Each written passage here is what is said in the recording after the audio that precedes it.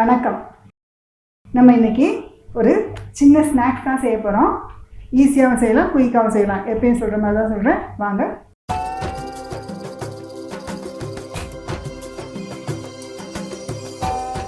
வாங்க இப்போ எப்படி செய்யுதுன்னு பார்ப்போம். நம்ம இன்றைக்கி இந்த செவ்வாழை பழத்தை வச்சு தான் ஒரு டிஷ்ஷு செய்ய போகிறோம். ஃபஸ்ட்டு ஒரு கப்பு தண்ணி சுட வச்சுக்கலாம். தண்ணி நல்லா சுட்டுருச்சு. இது ஒரு கப்பு பச்சரிசி மாவு, ஒரு பிஞ்ச் உப்பு போட்டுக்கோங்க. அந்த உப்பை நல்லா கலந்து விட்டுக்கோங்க. இந்த கொதித்த தண்ணியை இதில் ஊற்றி நல்ல மாவு பிசைஞ்சிக்கலாம். எந்த மாவாக இருந்தாலும் புட்டு மாவோ இடியாப்ப மாவோ உங்கள்கிட்ட இருக்கிற மாவு எதுனாலும் எடுத்துக்கோங்க.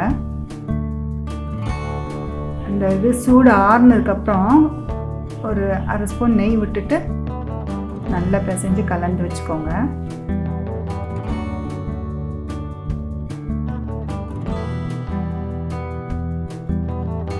இதை மாதிரி நல்லா பிசைஞ்சு எடுத்து வச்சுக்கோங்க. அடுத்தது நம்ம பழத்தை ரெடி பண்ணுவோம்.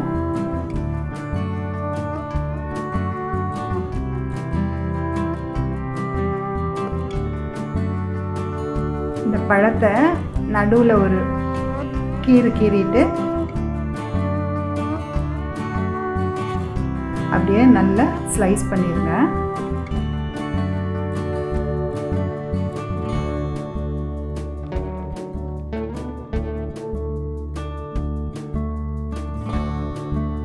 வெல்லத்தை நல்லா பொடிச்சு வச்சுக்கோங்க.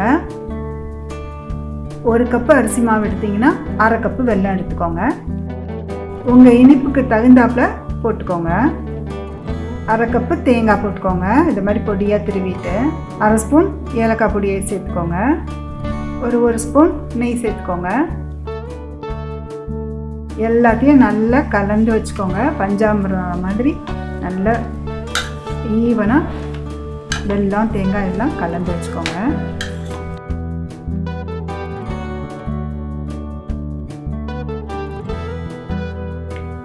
வாழை இலையை இது மாதிரி சின்ன சின்ன பீஸாக கட் பண்ணி வச்சுக்கோங்க. அதில் இந்த மாவில் கொஞ்சம் சின்ன உருண்டையாக அதில் தட்டி அப்படியே மெல்லீஸாக பரத்திடுங்க. மெல்லீஸாக தட்டிடுங்க.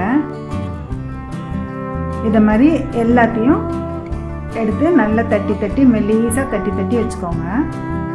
தோசைக்கல்லை நல்லா காய போட்டுருங்க. நல்ல கல் காஞ்சிருச்சு. இலையில் தட்டி வச்சுருக்குறோம்ல, அதில் ஒரு இலையை கல்லில் போட்டுருங்க. அப்புறம் என்ன பண்ணணுன்னா, இந்த பழம்லாம் மிக்ஸ் பண்ணி வச்சுருக்குறோம்ல, அதை எடுத்து கொஞ்சமாக இதுக்கு மேலே அப்படியே பரவலாக வச்சுருங்க.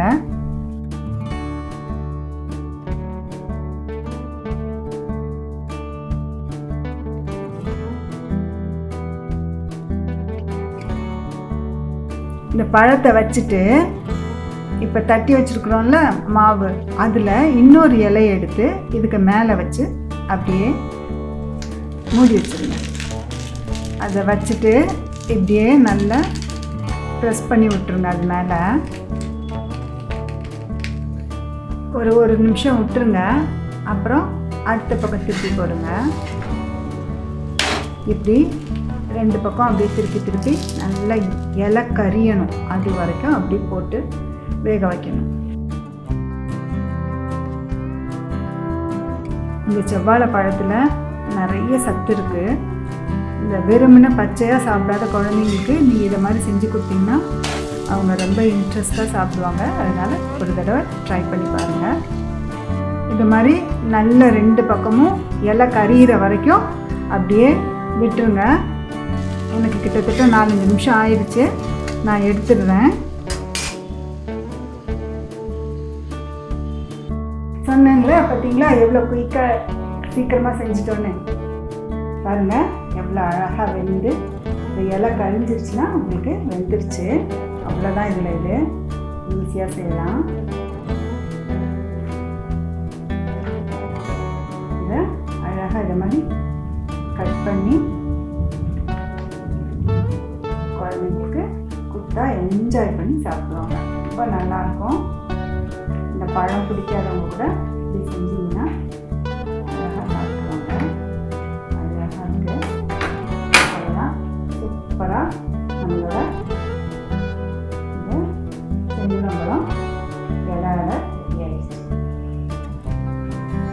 நம்ம சேனலை இது வரைக்கும் நீங்கள் சப்ஸ்கிரைப் பண்ணுறீங்கன்னா சப்ஸ்கிரைப் பண்ணுங்கள், ஷேர் பண்ணுங்கள், உங்கள் காண்டாக்ட் எல்லாருக்கும் ரெக்கமெண்ட் பண்ணுங்கள், நம்ம சேனலுக்கு சப்ஸ்கிரைப் பண்ணுங்கள். இனி வந்து தொடர்ந்து நான் வீடியோ கரெக்டாக போடுவேன். இந்த ரெசிபீஸ் மட்டும் இல்லாமல் உங்களுக்கு டிஃப்ரெண்ட்டான வீடியோஸ் கண்டிப்பாக வரும். வெயிட் பண்ணுங்கள். சப்ஸ்கிரைப் பண்ணாங்கன்னா சப்ஸ்கிரைப் பண்ணி வச்சுக்கோங்க. கண்டிப்பாக நல்ல வீடியோஸ், யூஸ்ஃபுல்லான வீடியோஸ் உங்களுக்கு வந்து சேரும். நன்றி, வணக்கம்.